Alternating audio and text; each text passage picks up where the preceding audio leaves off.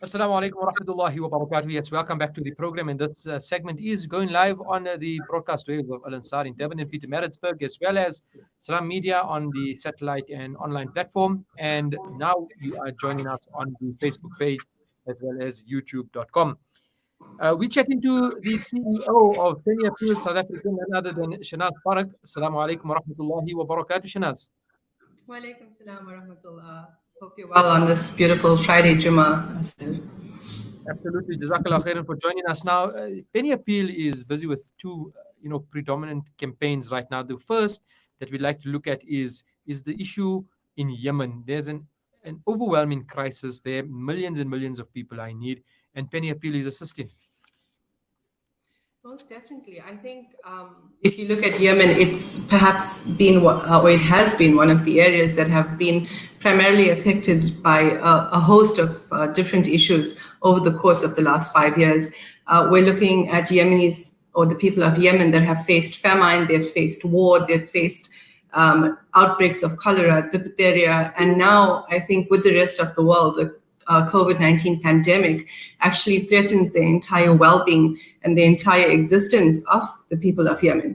We know primarily from previous experience due to the war, a lot of them are living in camps, a lot of them are displaced. The healthcare system is extremely poor in Yemen. It's literally taken a hammering. They're under-equipped. They have less than, I would say, perhaps per 100,000 people, they have at least 10 to 20 medical professionals, according to statistics. That is an alarming and shocking figure, specifically if you're looking at a disease that spreads so easily in spaces where people are living together, where people don't have sufficient access to water, there's insufficient access to sanitation. All of this is clearly, I would say, an emergency which requires immediate attention. The UN and other NGO humanitarian actors in the area have stepped up our interventions. Penny Appeal is one of those that is working on the ground in Yemen. We're working around the clock to provide things like access to clean water, which is so vital, especially in these times. Being able to provide wash education, so water, hygiene, sanitation, aspects of enabling and showing people the importance of and educating them about washing hands, maintaining social distance. Over and above that, we're providing food packs to sustain the people of Yemen. I would say the situation is so dire, especially with this type of catastrophe, because there are children that are starving. In Yemen, we have children that die of starvation at least one every 10 minutes, maybe one every 15 minutes. According to statistics, it's got the highest level of mortality rates of children. And I think that in this day and age, it's not something that we can take lightly. It's not something that we should take lightly or lying down, because these are children, and especially in this day and age, this can be avoided. So definitely all efforts towards trying to create some kind of assistance for the people of Yemen.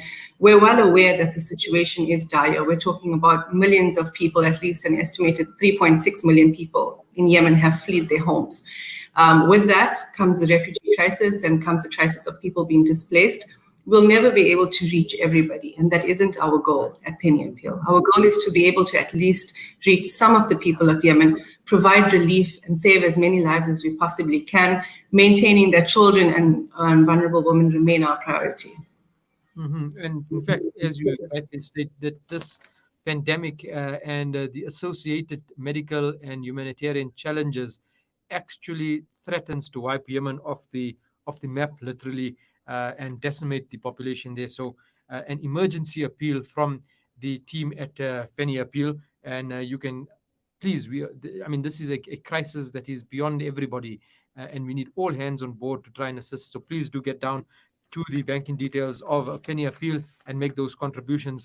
Now, we are also moving into the time of the Qurbani or Udhiya and the slaughtering of animals, and for the Muslim festival of Eid al-Adha. What is Penny Appeal doing, and how can people get involved here? So this is Penny Appeal South Africa's third year of operation with our Qurbani campaign. Alhamdulillah, I think it's been met with phenomenal success in the past 2 years. And this year we have decided to escalate our efforts.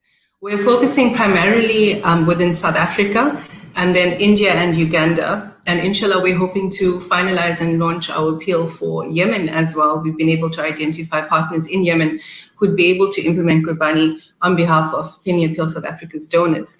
Now, the actual act of Qurbani, we know, is something that's a lot closer to our heart. It's a lot more spiritually inclined. It's a lot to do with our relationship with our Creator, and then also in terms of our intention for sacrifice, especially during these blessed months.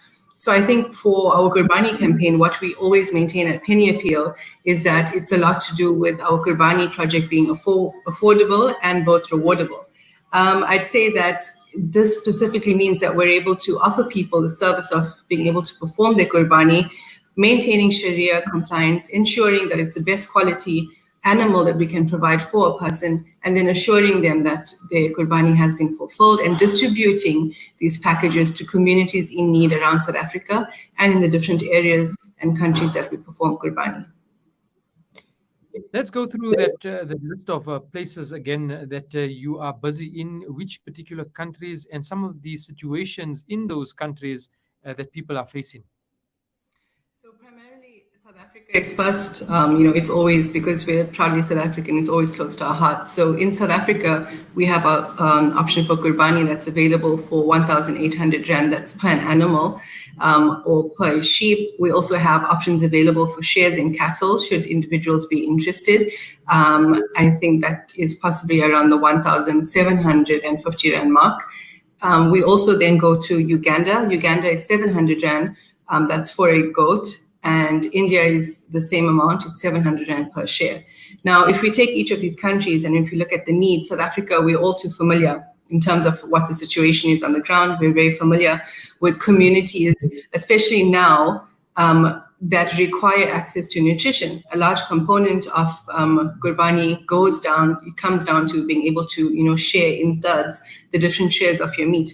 And I think when we look at how does it benefit needy communities, it's as simple as not everybody in South Africa or the most vulnerable families in South Africa see meat as a luxury. And that there's just no other way around that. It's black and white.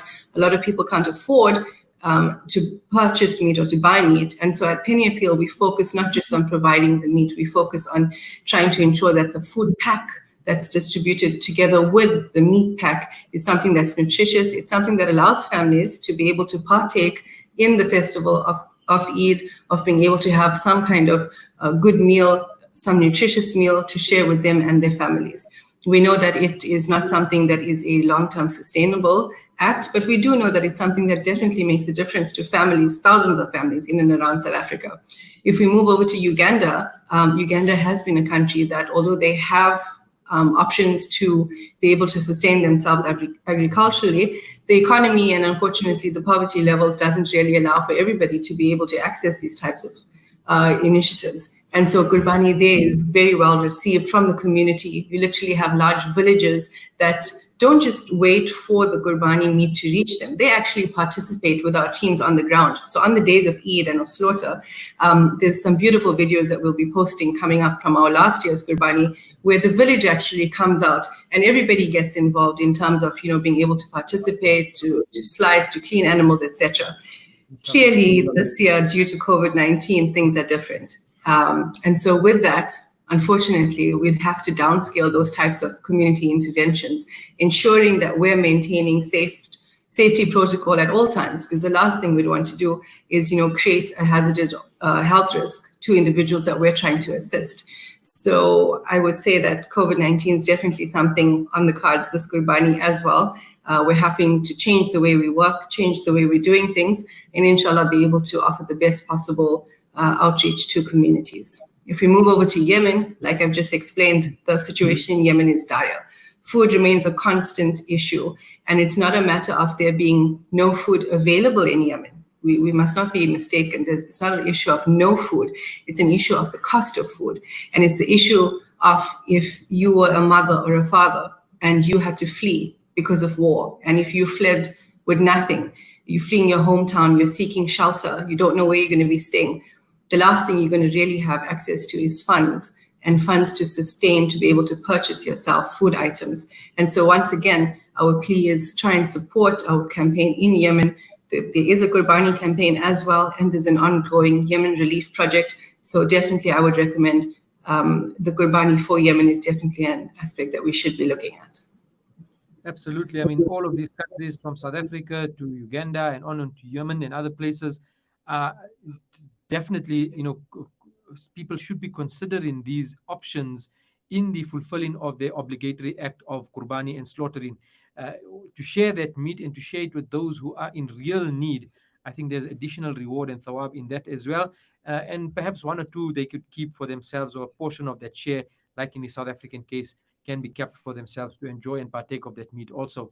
Shahnaaz, in the last few moments that we have before 9 a.m., what would be your appeal to people listening and watching today?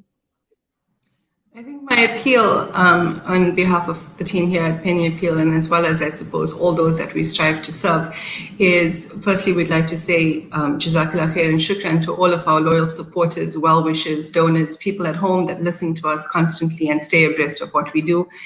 We ask that you continue to follow our activities on our social media pages, Instagram and Facebook, and that's as Penny Appeal SA or Penny Appeal South Africa. We also ask that you please open your hearts, especially during these blessed months that are coming up. There are definitely a lot of people in our country that are still in need, given the economic hardship that we're going through. And Penny Appeal is trying our best to be able to reach out to them in a more sustainable manner to ensure that they're able to supplement their lifestyles and their incomes and households. Over and above that, my appeal for today, especially on this Friday, is please remember the people of Yemen, the people of Syria, the people of Palestine and Gaza, the people in Rwanda who have experienced flash floods most recently. We're responding to all of these situations on the ground, and we can only do that, first of all, with the permission of our Almighty, with His mercy, and for Him to allow us to serve individuals in need. And we ask you as the community to please continue to support our efforts, stay abreast of what we do, become knowledgeable about these campaigns, and inshallah, we look forward to working with you in the future. Shahnaaz Paruk, CEO of the Penny Appeal South Africa team. Jazakallah khair, and thank you so much for joining us this morning. Jazakallah khair. Assalamu alaikum. Assalamu alaikum.